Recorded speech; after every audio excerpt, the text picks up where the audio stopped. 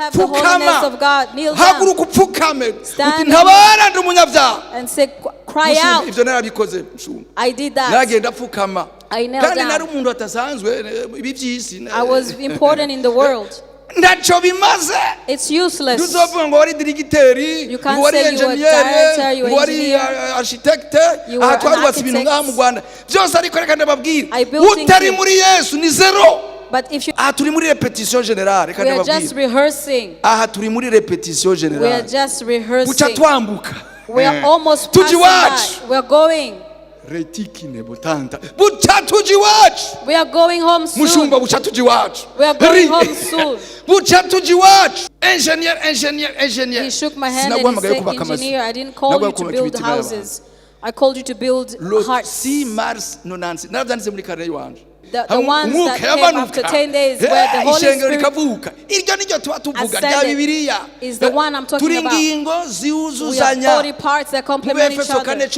In Ephesians 4:11, some were called to ayo the apostles of n'amavuta It's just si the fonction ni onction it's the anointing. je cherche l'onction rondera amavuta Look for the anointing. iyo ndaba wijayeko The chair ishobora you kwira kubwira have ati ntumwiriye can say, you are not icomba worthy. I tukicara wish mu ntebe zidukwiriye we would ukayicara sit kumva in bimeze worthy neza chair and you feel harabicara comfortable. ku ntebe zitabakwiriye There are those who sit Cyangwa occupy ikabano seats that are not ikamurya. worthy. haleluya ikamuha ubwiza butangaje n'icubahiro uragahezagirwa mana turanezerewe rero tugeze mu mwanya mwiza wo kumva ijambo ryawe turasengeye uwo wizigire kuri uno mugoroba umukozi wawe nyakubahwa watoranije n'umwana w'umuntu ariko kubw'imbaraga zawe turamusengeye nk'itorero mw'izina rya Yesu kugira ngo umukoreshe mana yo kwizigirwa haleluya umutera urwego mu bitugu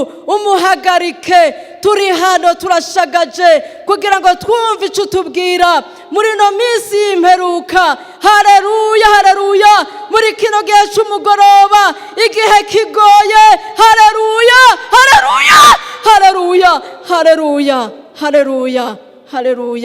urakoze nyakubahwa turagushimiye ko kugira neza uza kuduha n'ibirengeye ibyo twiteze ni mu izina ryawe gera Yesu amen.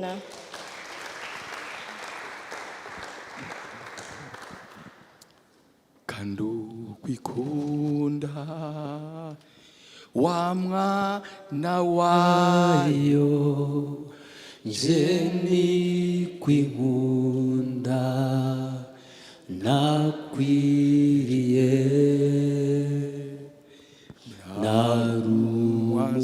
narumugome makwima Yesu wamanirweko musaraba muwo yacunguze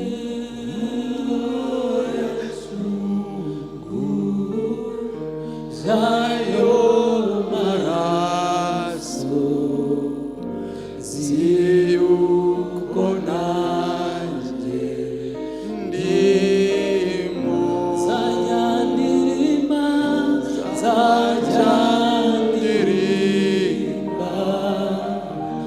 urwo rukundo dukwize kw'isi yose. Haleluya.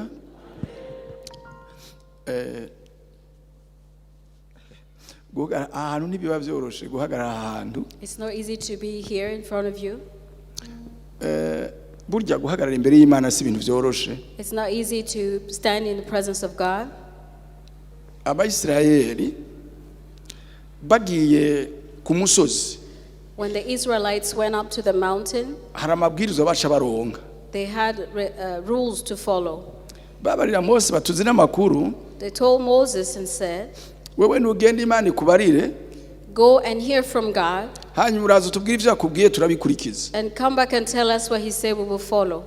Batinya ukwera kw'Imana. They feared the holiness of God. Batinya ukwera kw'Imana. They feared the holiness of God. Kuba imbere y'Imana si ibintu byoroshe. It's not easy to be in the presence of God, ariko ni umuvyeyi. but He's a Father. Ndanezerewe kuba ahantu. So I'm happy to be here. Bababwiye amazina yanje ko nitwa basaba kwinshi Jean de They've Dieu. mentioned my name. Ariko ndagira ndababwire hari ibintu bitavugwa ariko biriho. There are things that we don't talk about, but they're facts. Nimwabona umuntu ahagaze, When you see someone stand, burya inyuma y'iyo muntu haba hariho ibindi bintu bitavugwa. behind that person there are unspoken things. Ibitavugwa nivyo bigize umuntu. And what is unspoken is what made the human being. Uyu muriko murabona avuga, The person you see here talking arimo ibindi bintu mutariko murabona. has other things within him that you can't see. Kandi ivyo nivyo bingize. And that's what makes me. Nashaka gushimira Imana kuba aha hantu. I thank God for being here. Sinzi ko mwumva ubwiza buri hano kuva twinjiye ngaha hari ibintu byinshi pe. I don't know if you feel the presence, the beauty of God since I entered here. I felt so. Bavuze amazina y'Imana. They say the names of God, Uko yitwa. how we call Bayise El Shaddai, His El Shaddai, bayise Jehova, Jehovah, bayise amazina mwayumvise yose ni menshi. Ifise And amazina different menshi names. bayiha. that they give to God. Ariko n'amatazirana. But these are just names. Burya Imana iritize nayo ubwayo, irivuga yo nyene ikivu. God speaks of His name Himself. Nanezerewe. I am happy. Ahantu hari ubwiza bw'Imana Where the presence of God harakurura, harakwega. is attractive. Iyo hakwega And when it attracts you, hari umuriro ubu aho hantu haba umuriro. there is fire. Ubu yabo ntibwinjira The cats can come to kubera uyo muriro. because of that fire. Ahantu ariko ndashima ya minsi 40 itorero ryari rimaze mu minsi.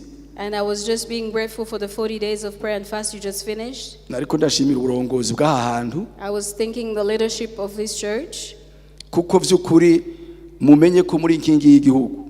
because I want you to know you are the pillar of the country. Ahantu hari ijambo ry'ubugingo bw'umwuka, Where there is a word of life, n'ahantu haba harinzwe n'ingabo nyinshi. is guarded by so many mighty soldiers. Igihugu kitafise abantu nk'abo A country without an army kiba kigowe. is in trouble. Igihe itorero rifashe iminsi 40 risenga, When the church goes into 40 days of prayer, ukwera kwabo mu kwera kw'Imana kurahagarariye aho hantu. the holiness of God is shown into the place Abantu bagakira n'indwara. and people are healed. Ariko icyangombwa n'ukwera, ukwezwa, But the umuntu most akezwa. importantly is sanctification. Kuko ahantu hari ukwera kw'Imana Because where sanctification or the holiness of God is, ntibinyegezwa. cannot be hidden. Hari ubugingo. There is life. Narashoboye gukoteranira ngaha kabiri ndahari. I was able to be here physically twice. Naranezerewe n'ubugingo bwaraha. I was happy to see the life Iyo here. biraba online hajya sico kimwe. When you follow online, it's not the same. Ukabona ingene dufashwa umuntu agafashwa. The way you are edified is different. Agafashwa. It's different. Umwuka iyo uri ahantu je murangwara nshitse muhira ariko ndi mu rusengero numva merewe neza. I am weak when I go home, but I'm strong in the church. Ahantu nk'ubu mfise ibiro bitagira uko bingana pe. And now I feel so heavy Kubw'ubwiza bw'Imana buraha. because of the glory of God here. Nagira nshimire nanone umuryango w'umushumba wacu hano Pastor Aaron. I would like to thank the family of Pastor Aaron. Hari yavuze bikeya ntiyavuze byinshi. He mentioned a few things, but he didn't say a lot. Ariko naje ndavuga kimwe canke bibiri. But I just going to mention one or two things. Tukiri muri urugendo rwo ngaha ku isi. While we are in this life's journey, Turakeneye abantu badusegura. we need people to support us, Ico kintu muracumva? Gusegura umuntu kamusegura. to support you. Iyo abantu bariko barasegurana When you support each other, barubaka ntibasambura. they build each other, they don't break each other. Ndashima ko tutigeze tugira ibintu byo gusambura. And I thank God for we never broke each other. Ahubwo twahuza abantu. We joined people. Twahuza abantu byagoye ko bahura. We joined people who were difficult meeting. tukazana ijambo ry'ubugingo, and we brought the word of life, tukaririmba ubugingo, and we sung life. tugakora iby'ubugingo. We did the things of life. Abatubonye And those who saw us, bakubaha Imana. they honored God. Sindiko ndashikuza uko nukuri. I'm not just joking, it is true. Twabonye ibintu byinshi. We saw many things. N'umunsi umwe twarabaye ahantu imvura igirirwe pe neza igirirwe hari mu Kibungo. We were in the province and it was Imvura about to rain. iragwa neza abantu barava mu gikorere It barahunga. was about to rain. People left the crusade. Umukozi w'Imana twari kumwe And the servant of God, we were together. ati yo si imvura ni muhumure nta mvura iri hari. It's not going to rain, don't worry. Aho narindi ubwoba buranyica. Where I was scared. Ndi Mana uyu mukozi wawe ntava kogwa n'isoni. And I said, God, won't your servant be ashamed? Nukuri iyi Mana irumva amasengesho y'abera. Surely the God hears the Iyi prayers of Mana the saints. irumva amasengesho y'abera. God hears the prayers of the Iyo mvura ko saints. kanya fye. And the rain stopped immediately. Abari bahunze baca barasubira baragaruka. And those who were left returned. Tuca tubona n'abantu bihana ibyaha. And we saw people repenting of their sins. Ndashimye Imana rero kubona ubucuti twubatse butitutse. And I thank God for the Bwarahagumye. friendship that never slumbered, it stayed. Abantu barakundana People can love one another, mu mwanya muto ukabona barankanye. but in an instant they don't like each other anymore. Ariko mu bera b'Imana ivyo ntibikwiye kubaho. But with a sense of God, that shouldn't be the case. Kuko turafise umuti. Because we have the cure. Umuti ni ijambo ry'Imana. It is the word of God. Iri jambo rimwe umuti. Let this word be a cure. Umuti uvura neza. To heal completely. Umuti womora ibikomere. That can heal your wounds. Harimo no gutungisha umuntu agatunga mu buryo bw'umubiri. It can also provide Mu wealth. mubiri umuntu agatunga. In real life, you can have wealth. Kandi ingorane harimo n'urupfu. But unfortunately, there is also death. Ariko Imana ishimwe ntitugabapfa praise God. turabahagarara neza tugashingira intaye Yesu ko ari umwana. We stand still and proclaim that Jesus is Lord. Ndababwiye ntihaba ari ikintu kitantera isoni jewe. If there's something that is never shaming to me, Nukwibuka aho umwami yankuye. is to remember where God took me from. Ngashaka ko abantu bose bobimenya bose. I always want people to know. Abana nabo tubana baranzi. The children I live with know it. Ndababwira nti hamwe mwobona ndasinziriye. If you see me pass away, ndabasabye mushishikare kuvuga bimwe nahora mvuga. continue to say the things that you saw me say. Simvuga amajambo menshi. I'm not saying many words. Nahawe ijambo ryo kuvuga ko Yesu ari umwana. I was given the mandate to say Hallelujah. that Jesus is Lord. Yesu ni umwana. Jesus is Lord. Umwami w'aba. The Lord of Buca Lords, yima ingoma yiwe y'imyaka igihumbi. who is about to come upon the throne of 1,000 years. Simigane ndiko ndaca. I'm not just sharing proverbs. Nukuri ku ijambo It ry'Imana. is the truth of the word of God. Bucaza.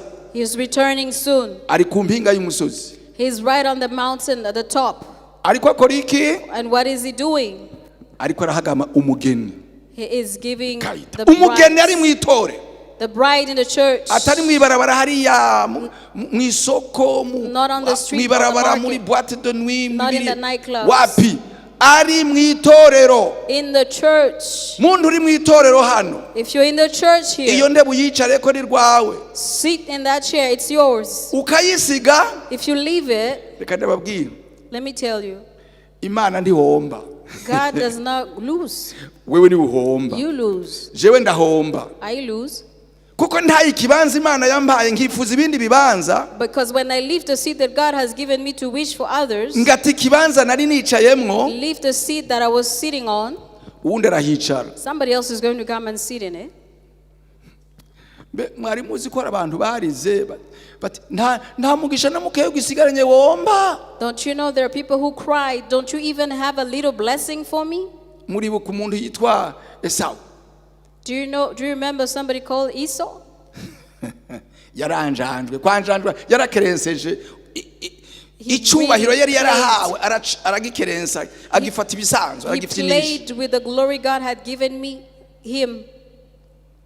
Urabona kuba wambaye nk'izahabu ufise. You know, having things like gold ukayikinisha uri mu mazi. and you play with it in water. Hari abantu bakinisha ubutunzi Imana yabahaye uko nyene.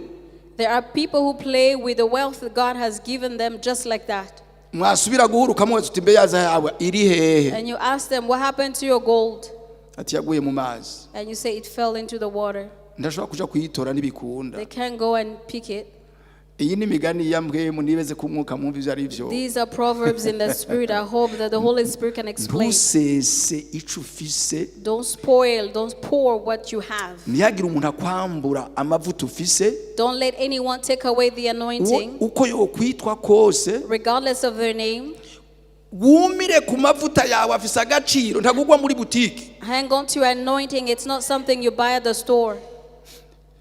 noshobora gusaba ifaveri mukayinyemerera Can I bamwe ask of a baririmba favor so that bakandirimba indirimbo y'amajana 318 muri iki gitabo amajana can somebody sing 318 for me in the hymnal 318? amajana 318 318 in the hymnal. namaze gusinda rero jewe I'm drunk already.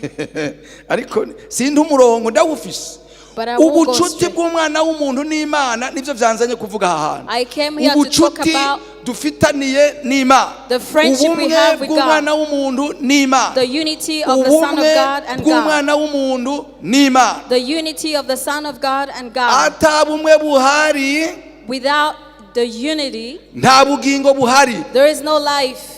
mwobibaza umuntu wa mbere yitwa Adamu bamwise Adamu You can ask the first man who's called Adam. kuko nta gaciro yahaye ikibanza cy'iteka yari yahawe n'Imana umuremyi yari yamuremye Because he didn't value the position that the Creator had given him. yaciye apfa burundu He died definitely. ubugingo bw'Imana bwavuyemwo The life of God came out of him. nagira baturirimbire byaba bishoboka amajana Please sing 318 318 if possible. bakiri ko bararondera nashaka duce dusoma Yohana ibice 10 umurongo wa 30 babishira hajya tubibone na Yohana ibice 4 umurongo wa 22 gushaka ku 26 mube murabisoma muramubishira hari ahantu hari mubishira numvise ngo barabishira ahantu mubisome ariko baturirimbira iyo ndirimbo hose habera heza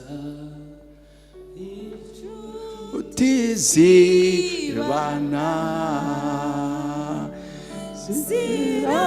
zirakunda na heza zibanye na Yesu zirakundana zirakundana neza zibanye na Yesu iyi mvura iguye ihembura imyaka ikwimana ibigenza Yesu abakundana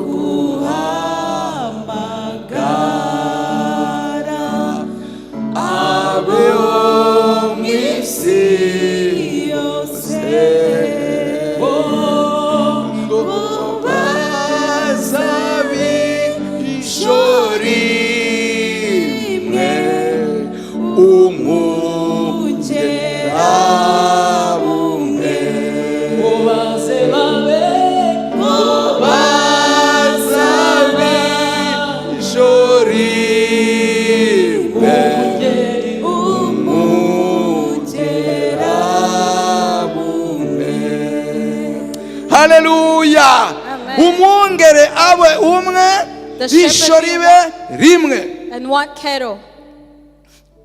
Bantu b'Imana tube turirimba kandi twiyumviye.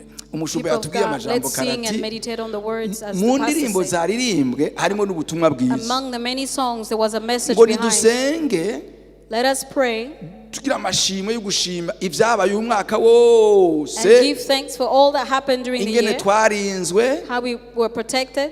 Nakengurutse ko yavuze ati And I thank God for He said, none utagwaye yomya gushima guti ngwara atayigeze agwara if n'umunsi you wa were rimwe. not sick, how can you be grateful for healing? Utatabawe womenya gutabagwa ko ari byiza gute. If you have not been rescued, how would you know that rescue is of value? Utapfuye ukazurwa If- womenya agaciro ko gupfa. If you were not dead and Mekanta. raised, how would you know the value of being dead? Umunyabyaha ni umupfu A ku sinner, bugingo bw'Imana. a sinner is dead to the life of God. Umunyabyaha ni umupfu ku bugingo bw'Imana. A sinner is dead to the life of God. Nivyo vyabaye kuri wa mugabo wa mbere yagiye kwitwa Adamu. And that's what happened to the first man called Adam. Burya Adamu ni izina ry'umuvumo, ni izina ry'umuvumo w'umugayo w'urupfu. Adam is a cursed name of death Kuko ubugingo bw'Imana bwaravuyemwo kera. because the life of God was taken away. Acasigarana ubugingo bw'igikoko guhema. And he stayed with the Respire, life expire, guhema gusa. of an animal just to breathe. Iyi nkuru ntiryoshe ariko reka ndayibabwira. This news is not pleasant, but let me share it. Iyo umuntu atagira ubugingo bw'Imana muri we, When you don't have the life of God in you, ntatandukaniye n'inka. you're not different from a cow.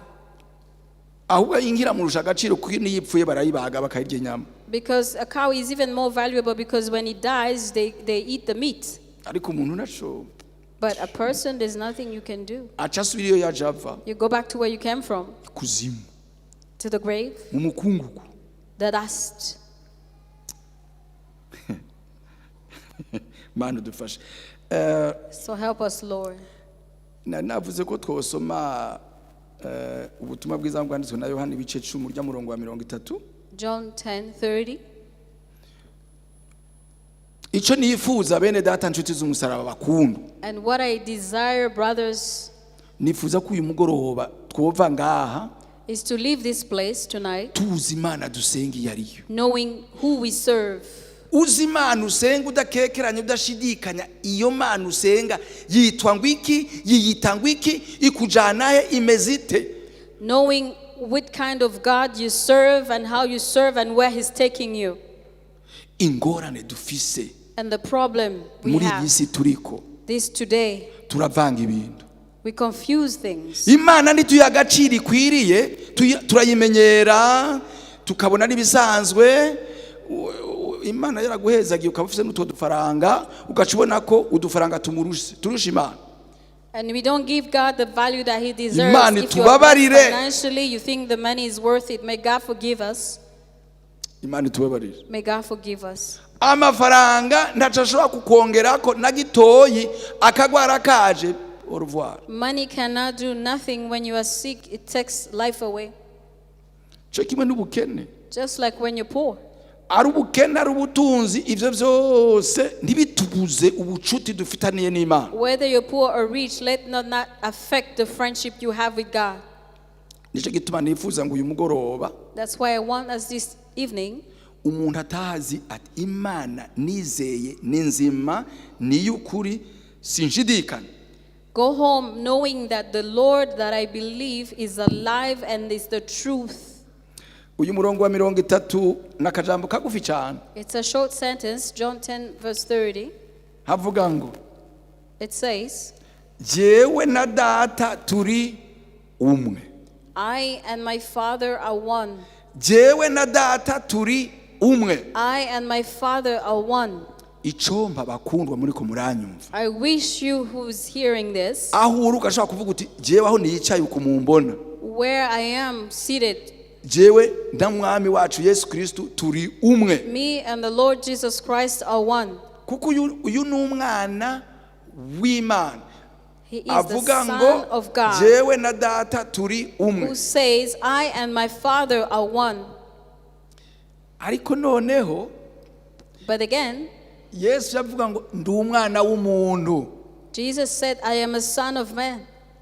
Niko Bibiliya yanje ivuga, ndibaza ko what my mushaka. Bible says. Yesu ntiyigeze avuga ngo jewe ndi Imana, ndi umwana w'Imana, ngo abyatagura uko nyene. He just didn't go around saying that I'm a son of God. No. Ndi umwana w'umuntu. He says, I am son of man. Reka ndababwira ibanga riri mu ngaho. Now let me give you the secret. Turi mu mubiri wa Kristo, no kuvuga ngo turuzuzanya. We're in the body of Christ, we complement each other. Umwungere icyakora nukujaraba ko ntatumurongo akaca agira ati jewe nditayari gupfukama mu mushumba, gupfukama biranyaruka cyane. The pastor's responsibility is to correct me, and me apologizing is very fast. Nyakubaha umwami wacu Yesu Kristo, The honorable Jesus Christ yavuga ngo said, ndi umwana w'umuntu. I am son of man. Erega yavyawe n'umuntu, yavyawe na Mariya. Don't you know he was born of Mary, who was Mariya a human? ntavutse ku bavyeyi babiri, Who was born kandi of abo two bavyeyi babiri parents? bavuye mu mukungugu. Yavyawe rero n'umuntu. Then he was given birth by man. Nico gituma bene wabo bene nyina bagira atakagahungu karishima That katubwira is ngo why his nakana brothers k'Imana. say he's boastful. Nyakubahwa n'agacasoma ha muri Bibiliya nyene. And he took the Bible and read. Musomye ujya murongo wa 34 And ahanyene we muri read iki gice. verse 34, chapter 10. Avuga ngo It says, navuze ngo muri Imana mekaita. I Imana. said, you are God's. Pastor twarahiriwe. Imana iradutangariza ko turutumana nato. Tugakora ibidasanzwe. Tugakora ibikorwa bidasanzwe. We can do mighty works. Tugakunda n'abadakunditse. We love those who are lovable. Kuko turutumana dutoyi. Because we are small gods. Dukurikira Yesu We tukamukurikira. follow Christ. Nguko nawe akurikira papa wiwe. Just like he follows his father. Reka ndabereka aho byandi. Erega ndabinginze twame dusoma Bibiliya. Please read your Bible. Ubutumwa bwiza bwanditswe na Yohana bijya bice bitanu ujya murongo In the book of w'19. John 5, chapter 5, verse N'ahantu 9. bavuga ngo It says, mvuge mu majambo yiwanje should I use my own ngo words? nigana papa I imitate my father. ibyo akora What he does, nibyo nkora. I do. Nta kintu na kimwe nibwiriza jewe ngo ndagikore There's jenyene. nothing I Nkora uko check. akoze I do what he does. kandi yantumye And where he sends me, ndagamburuka I no follow. gupfa ngapfa. And even dying, I die. Ko nukukubaha That is niko honoring. kumvira. That is listening and obeying. Bene data nshuti z'umusaraba, Brethren, abarongozi bakababwira igikorwa cyo gukora, when the leadership asks you to do something, ndabinginze mu gikore please do it. mutiriwe muravuga ngo unezerwe no kugikora. Follow and just Dosiye do ni it gwiwe happily. ni uburongozi sigwanye. Dosiye niwe niba byokwishura. The issue is with him as a leader, not umwungeri because a abari pastor ntama mu ntama nawe is mungosore also a mukozi sheep w'Imana. among the Nawe sheep. ni ntama mu ntama He is a sheep among the sheep. ariko aragwana urugamba. He fights his own battle. Ariko aragwana urugamba ngo kuja mu ijuru He kwa fights the papa. battle to go to heaven to his father. Twese turiko turagwana urugamba. And we all fight the battle Tunesha to overcome sin. Tunesha. To overcome sin. Turashobora kunesha icyaha birashoboka. It is possible to overcome sin. Ngamwe bakobwa mukiri bato ngaha. The young Ayo people makutu here, ufise ntiyagire uyagutwara. don't waste your anointing. Utusore twinyerereze. And don't pay attention to the young men. Utuvuta. Just dust off. N'amavuta zimvye y'igiciro. It's pricey oil. Kandi ni wabikora utyo. And if you do so, Mana yanje. Amahirwe ni gwawe. you're blessed. N'imisore nuko nyene. And it's the same for young men. Nico kimwe. It's the same. Rinda ukwera kw'Imana kuri muri wewe. Guard the holiness of God Utagufise in you. pfukama. And if you don't have Abakozi it, b'Imana bagusenge. kneel down for the pastor Ukaba to pray udafise for you. ukwera kw'Imana muri wewe. If you don't have the holiness of God, kneel down Haguruka upfukame. Stand Uti ntabara ndi umunyabyaha. and say, cry Mushumba, out. ivyo narabikoze mshumba. I did that. Nagenda pfukama. I knelt Kandi nari down. umuntu atasanzwe ibi by'isi. I was important in the world. Ndaco bimaze. It's useless. Tuzovuga ngo wari dirigiteri, You can't ngo wari say you were engineer, director, you were ngo wari engineer. architect, You were aha an twarubatse ibintu ngaha mu architect. Rwanda. Byose ariko reka ndababwira. I built things Utari here. muri Yesu ni zero. But if you're not Zero. in Jesus, it's useless. Umukozi w'Imana reka ndamuvuge ngo isanzwe kuva amazina yawe ariko reka ndabikore. Umuntu umwe yambwiye itariki zitandatu z'ukwezi kwa gatatu kwa Ozi. A Umukozi son w'Imana of yitwa man, Obed Mushengero. a servant of Yari God akiva called hariya Obed hariya. told me in June. ntitwari bwigere tubonana n'umunsi warimwe. We never met each other. Andamusa engineer. He shook my hand and he said, engineer, I didn't call you to build houses. I called you to build hearts. 6 Mars 96 narabyanditse muri kare wanje. Uyu mugabo I wrote it in my nibaza ko ari notebook. wozi yamubwiye March 96. I thought my friend had told him what I was. Imana iravuga. God speaks. Imana iravuga. God speaks. Ariko ivugira muri iri jambo. And he speaks mu through his birondere word. biriyo. It's there. Biriyo. Search abarongorwa for it. n'umwuka. Those who are led by the abarongorwa Spirit. n'umwuka nibo Those who bana are led by b'Imana. the Spirit are the children of God. Just that. Nababwiye ahandi twari gusoma. I told you where we're ibice bine supposed bya to Yohana umurongo wa 22-26. be. John chapter 4 verse Iyo 20. nkuru murayizi reka You ndayibabwire. know the story. Ni nyakubahwa umwami wacu Yesu Kristo The Lord Jesus Christ yariko ararengana agenda. was passing by. Hanyuma abo byari kumwe abigishwa biwe bagenda gusuma guhaha. And disciples went on to the marketplace. Asigara kwiriba hasanga umumama. And he stayed by the river, the Uyo fountain, and found mudamu the ntagira lady. izina. She has no name.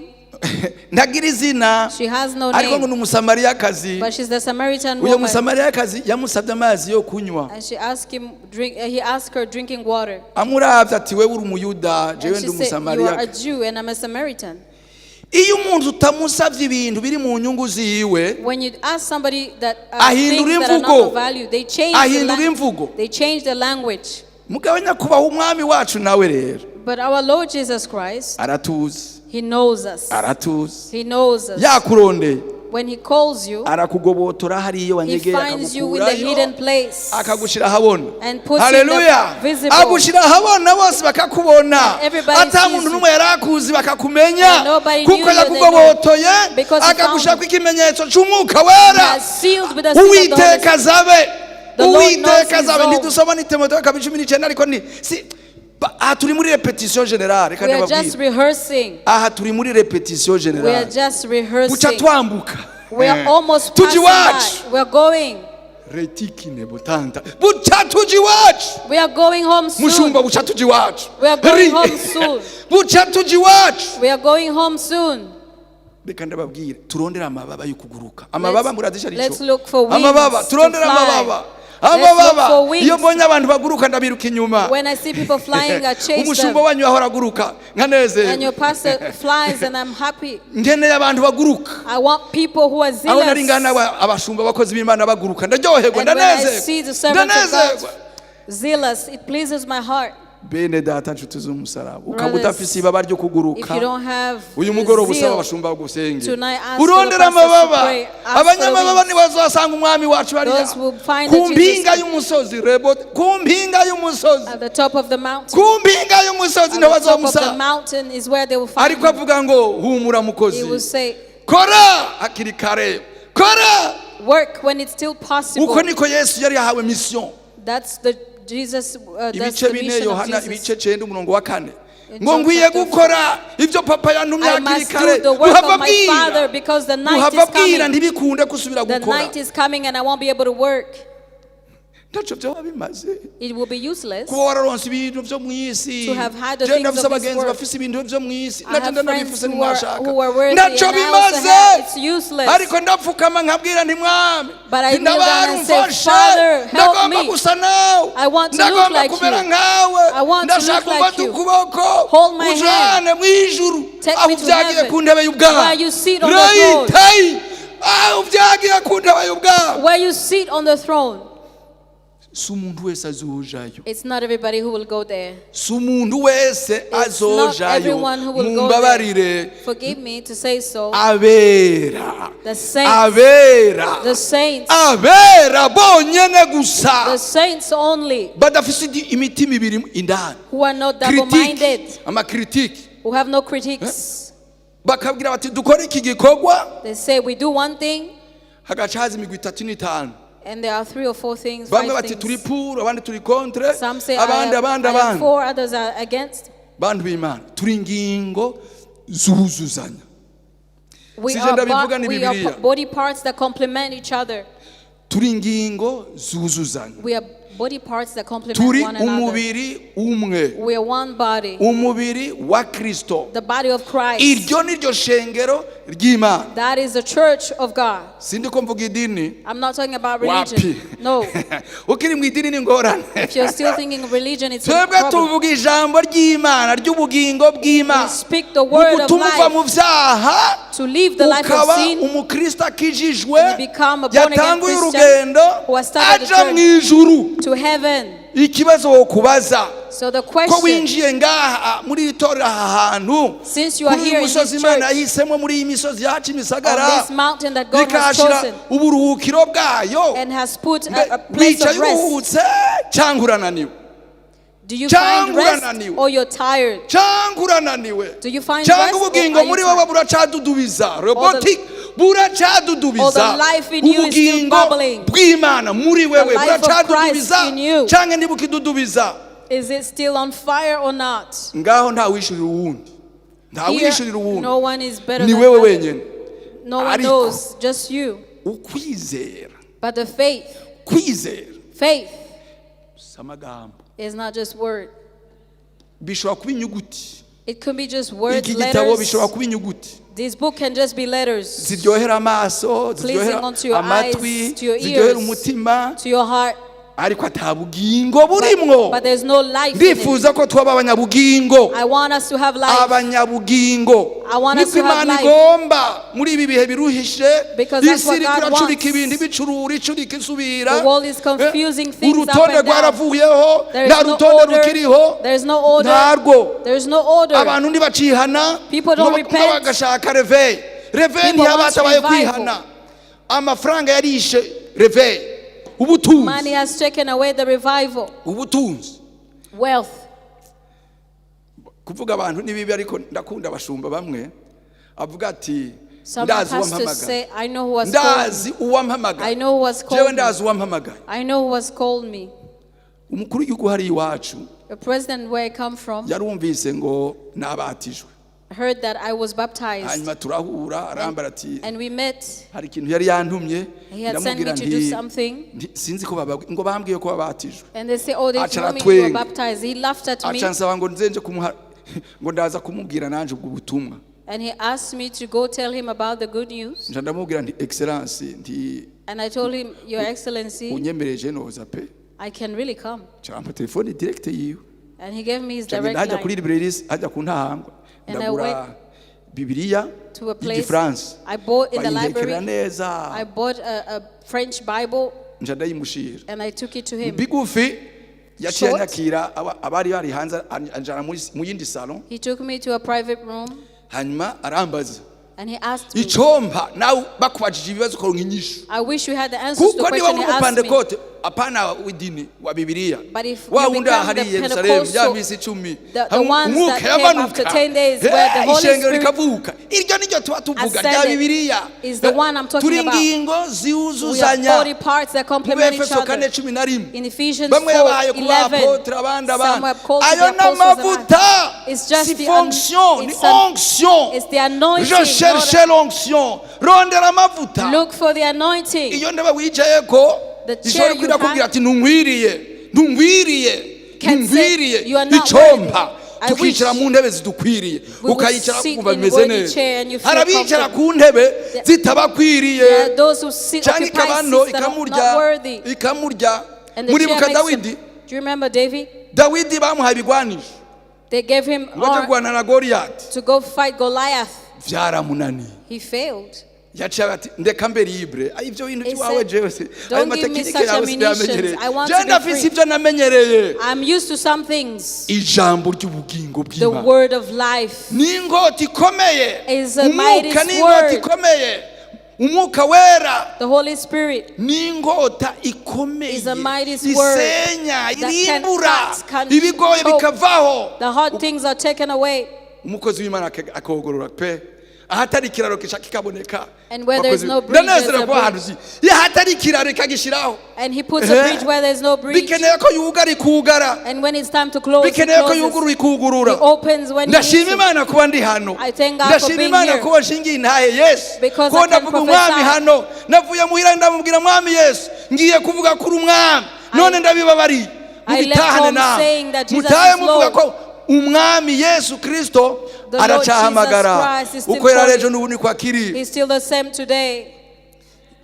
Yesu ko yarejo nanone ni kwari umwambaza wese aramuruhura mwegera tangeka uramwibonera kandaca kugira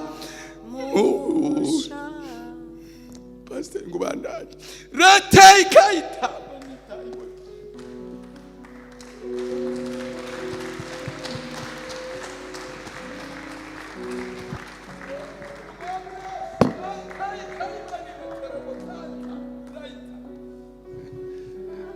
Amen.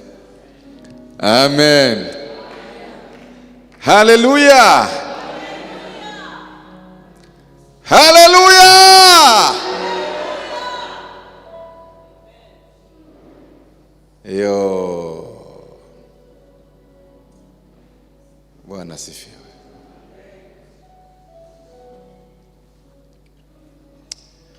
Bwira mugenzi wawe mubwire ngo Ubukristo ni ubuzima. Tell your neighbor that Christianity is life.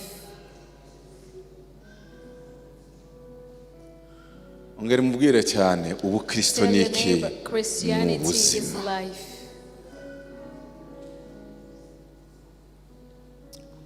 Ntabwo ari izina. That's not a name. Imana irera God is yaduhamagariye kwera. And He has called us to be holy. Ikibazo dufite muri iki gihe And the problem we have today, ku mukozi w'Imana yagiye abivuga, as the servant of God mentioned, nuko tuvuga ariko ibyo tuvuga bigatandukana n'abo turibo. we say things that are opposite of what we do or who we are. Ibyo mbona data akora nizo naje ngira gute ibyo nkora. I do the things I see my Father do. Uko mbona data abayeho niko nanjye mbaho. As I see my Father live is the same way I live. Hepfo aravuga ngo namwe muri utumana n'abagize And utumana. further than He said, you are small gods. Tugiye gusenga Imana muri minota 5 isigaye. We're going to pray God in these remaining 5 minutes. Amen. Amen. Turi kumwe ariko mwongere cyane. Amen.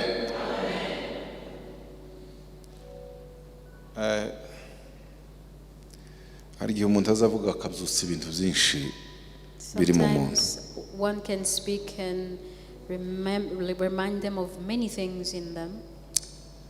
Ikibazo itorero rifite muri iki gihe The problem of the church today nuko bataje babona dusanima ngo tubutumana muri iyi. is that we don't resemble God to be like small gods. Paulo yaranditse aravuga ngo Paul wrote and said, nafanye na Kristo I have been crucified with Christ, atariko ndiho, but I live. ariko aravuga ngo sinje uriho ni Kristo But uriho. not me, but Christ in me. Arakoze muvandimwe cyo mukundira. Thank you to our brother. What I like,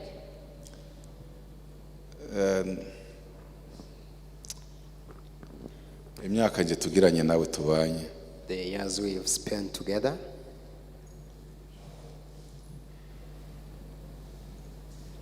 nukubana n'umuntu ukamuhindura umwaka ugashira ugasura ukamuhindura gutya ugasura ukamuhindura ugasura ukamuhindura. we live with someone, each year you change them Ugasanga and continuously change them.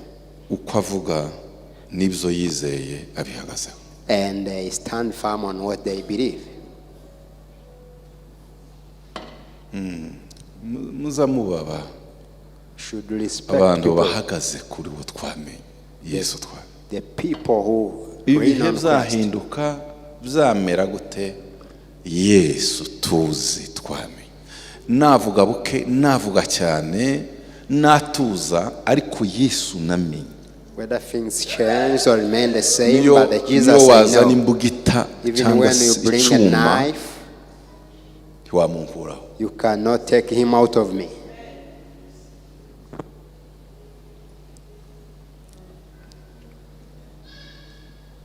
Ikibazo dufite n'iki? That's the problem we Mpamvu have. nababwiye mutazavuga ibikazura byinshi. That's why I say a person says and they remind you of many things. Twaje tuganira tuvugana na madame When we were coming, we were discussing with my wife, aho twari tuganiriye and when we were discussing, none nza tuganira ariko umvise biriya muntu yari kuvuga. did you hear the things that person was saying?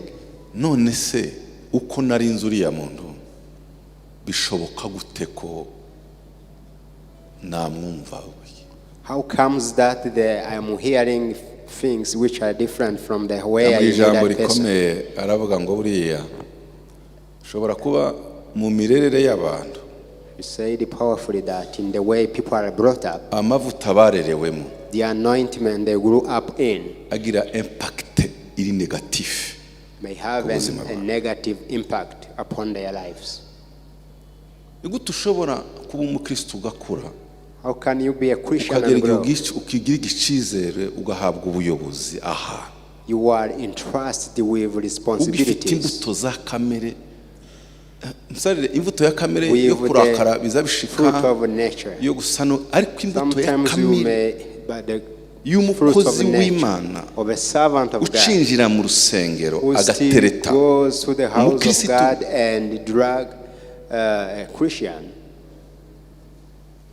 ndanibaza ikibazo nkibaza ese I wonder, ahubwo se uretse n'agakiza even if they are, if ahubwo se salvation, kananyuze no muri mo Kigali nawe nibura ari hano kuri ruhurura nibura kumva n'amakuru yako is he, ureke kukakira has he passed here and he was at Mount ahubwo Kigali? se yaranahumuriwe kurya baza bateka mu gikoni hariya Did he winyurira ku even muhanda utamenye feel niyo the batekeye taste ukaza when umva they n'imvumo cook it, like when they are cooking? ariko mbabwira iki kintu But let me tell you this. Imana yaduhamagariye kugira ubuzima bw'ejo. Our God has called us to be holy. Bazo igihe hari mu matorero y'iki gihe prosperity iterambere But the preachers today are talking about prosperity, development. biza bingora kuvuga abantu It's hard for me to no mention kwiyegereza people. ahubwo uyu munsi nagerageje kuri Jean de Dieu I tried for our brother today. cyo mukundira sa mateka ye The reason why I love him is sina not amashuri his, yize not on also his urebye education. background ye y'isi Considering his watanga worldly wamenye ko ari we background, Jean you de can Dieu be amazed. You can't think him Ariko sitting igikomeye here. But the main ni thing Yesu mu buzima. is Jesus in him. Paulo yaravuze ngo ibyarindamo Paul yaje said what was of navutse ku gain munsi to wa me munani mu nzu ya was Benjamini nari born in umuyuda the w'abayuda family of Benjamin, nari umuheburayo a Jew of w'abaheburayo mu Jews, a bafarisayo Hebrew of nari Hebrews, a igitangaza Pharisee of mu Pharisees, barenganije itonde nsohoza and I amategeko am the ntabwo one who twangana persecuted the church. atari ko amaze kumenya Yesu But when I knew Christ, ibyo zose bihinduka maze all became useless to me. mufate Yesu ibindi bihinduka maze Take Jesus and everything will become useless. amen Amen. mwongere cyane amen Louder. cyane amen Amen. mutahane gusa nande Go home with resembling Christ. umwana azasa n'umubyeyi A child resembled their father. twadusigisigi tumwe twagita udusigi utureke All things that were remaining, put it aside. ibyo umukozi w'Imana yatubwiye That's what the servant of God told us. Paulo aravuga ngo And mugere Paul ikirenge mu says, cyanje kuko naje kigera mu cya Kristo Imitate me as I also imitate Christ. ariko naje hari ijambo riharihinda mu mutima wawe But when I came, there is a word that mugoroba was in my heart. umutwe wanje wacanganyikiwe sinzi And icyatumye today umukozi my w'Imana heart aza was kwiga. confused. buriya muza munashima n'Imana You should also thank God. muzamushima Imana Thank God. reka mbirekeraho amasaha arageze reka dupfukame bwira Imana ngo Mana Let's kneel down and tell God, mpereze guhora nsa nawe May you allow me, enable me to always Mana yo mu resemble ijuru, mu izina rya Yesu Kristo mwami n'umukiza. Waduhamagaye kugira ngo ijambo ryawe niko ritubwira. Waduhamagaye arera, kandi natwe yaduhamagariye kuba abantu bejejwe. Udufashe Mana, uduha ubuzima busa na Kristo. Ayi data we, twigane umubyeyi wacu, duse n'uwaduhamagaye, duse n'uwaducunguye. Abatubona bose aho tunyura, abatubona hose, ibyo tuvuga n'ibyo dukora, babone ibyo tuvuga bisa n'ubuzima bwacu. Bashaba mama baraha kugira ishusho ya Yesu mu miryango yabo. Abana babo nibitegereza uko babayeho, abatware babo nibitegereza uko babayeho, bavuge ngo hari Yesu uyoboye uba muri uru rugo. Hari umubyeyi witwa umumama ufite ishusho ya Yesu. Abapapa baraha ubafashe. Ayi data, udufashe kuba abapapa, abana bavuga ngo uru rugo rurayobowe na Yesu. Abana babe mu ngo,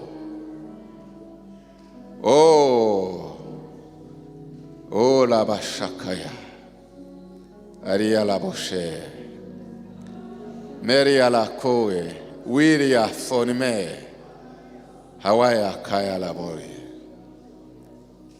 Ayi data we, uduhaye ubutumwa bukomeye muri uyu mugoroba. Duhaye ubutumwa bukomeye ko turaja mu ijuru. Ijambo ryawe riratubwira ngo abenshi baraje bazi wawe, ngo bazavuga ngo twakijije indwara mu izina ryawe.